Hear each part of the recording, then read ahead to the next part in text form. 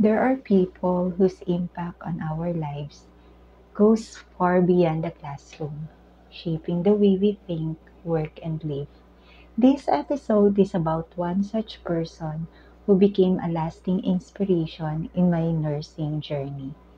The title of my first ever podcast is A Legacy That Lives On. Lessons from Miss Araceli Ganson. Hello everyone and welcome to this special episode of my academic journey in nursing education. I'm Angelisa Dominguez Villanueva, a registered nurse with master's degree in nursing administration and currently pursuing PhD, a student who continues to be shaped by the teachers who have touched my life. Today, I want to share the story of a remarkable woman, my first year advisor and later my clinical instructor, Miss Araceli Ganson. She has since passed away due to cancer, but her memory lives on me and in countless other nurses who had the privilege of being her students. She was more than just a teacher. She was a mentor, a role model, and without even knowing it, the one who planted in me the seeds of what it means to be a scholar educator. In this episode, I want to tell you about her and how her life and teaching connect deeply to three important concepts on our course. First is the Ernest Boyer's new paradigm of scholarship. Second is scholarly teaching versus the scholarship of teaching. And lastly, the theoretical frameworks in teaching and learning. I first met Miss Ganzon when I was still a shy and nervous first year nursing student. She was my advisor and I remember her as a very simple lady, modest in appearance, calm in demeanor, yet you could sense her quiet confidence, especially when she spoke about her subject matter. She wasn't the type to raise her voice or use flashy presentations, but she had a presence that commanded attention. In her class, you had no choice but to listen, not because she demanded it, but because you could feel that what she was saying mattered. Later, I got to know her in a different light when she became my pharmacology teacher. And oh, her exams. They were some of the most comprehensive and toughest I've ever taken in my entire nursing education. But here's the thing, those exams didn't intimidate me, they motivated me. I studied hard, and by God's grace, I would sometimes perfect her exams. Something not easy to achieve, but her watch. I will never forget the day she approached me after the distribution of grades in fourth year level after the class and said, "You should apply for cum laude. You're already at the level to get the honor." At that time, I had no idea that applying was necessary to be considered for honors. That single piece of advice changed my academic journey and eventually my life. She didn't have to tell me. She could have just let things take their course. But that's who she was, a teacher who looked out for her students' growth, even in ways we didn't realize we needed. Okay, in Ernest Boyer's new paradigm of scholarship, Boyer's model includes four domains, right? The discovery, integration, application, and teaching. Looking back, I can see how Miss Ganzon lived each of these. First is the scholarship of discovery. She kept herself updated in pharmacology, often giving us real world examples of drug interactions that were not even in our textbook yet. I remember her saying, if you want to be a safe nurse, you cannot stop at the book. You have to know the latest. Another is a scholarship of integration. In her pharmacology lectures, she would tie in concepts from anatomy, physiology, and pathophysiology, helping us see the bigger picture.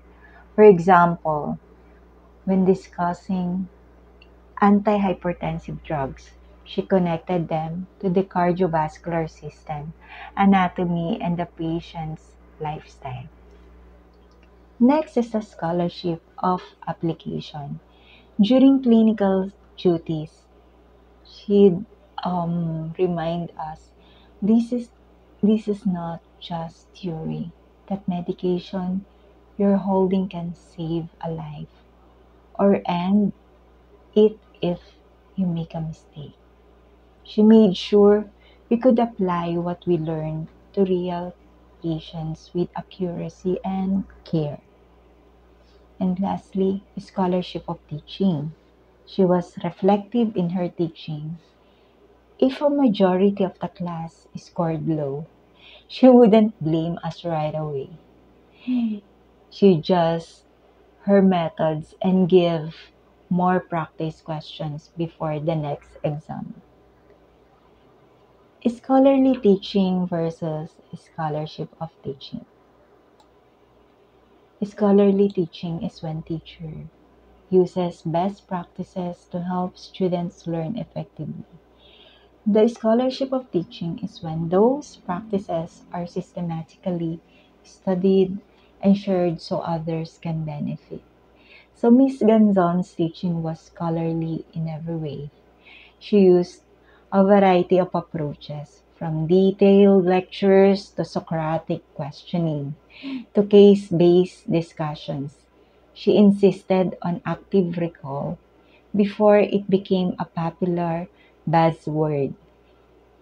She'd ask random students to stand and explain a drug mechanism of action in their own words. She paid close attention on how each student learned.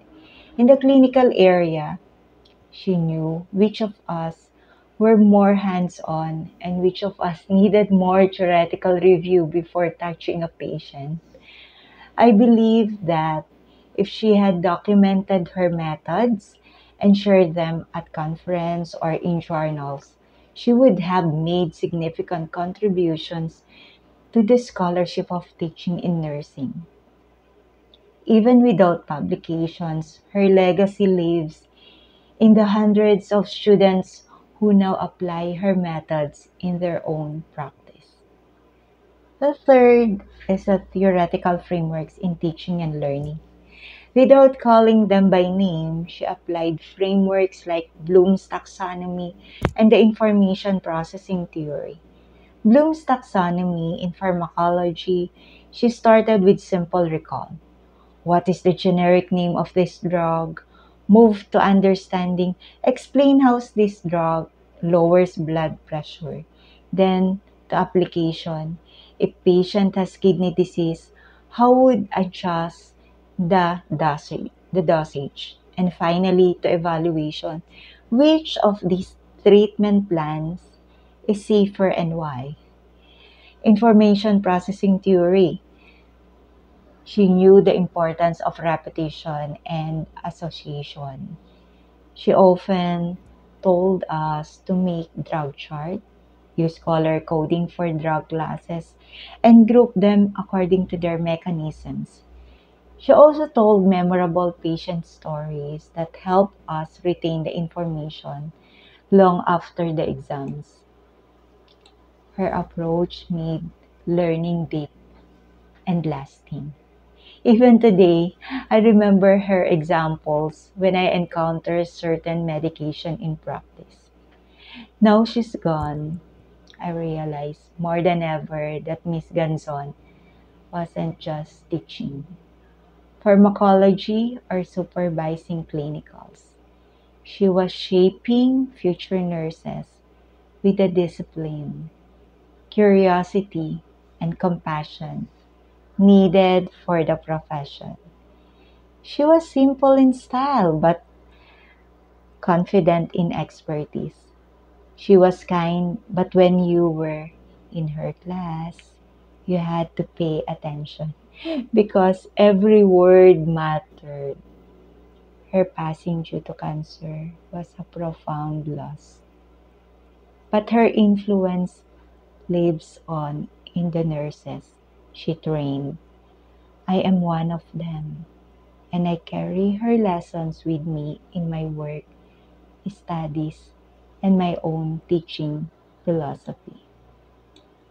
To Miss Araceli Ganzon, thank you for your wisdom, your encouragement, and your belief in your students. Thank you for reminding me to reach higher when I didn't even know I could. And to my fellow educators and PhD colleagues, may we all strive to be someone's Miss Ganzon, the kind of teacher whose legacy doesn't end in the classroom, but continues in the lives and hearts of every student they have ever taught. This is Angelisa, and this has been a legacy that lives on. Until next time, keep learning, keep teaching, and keep inspiring.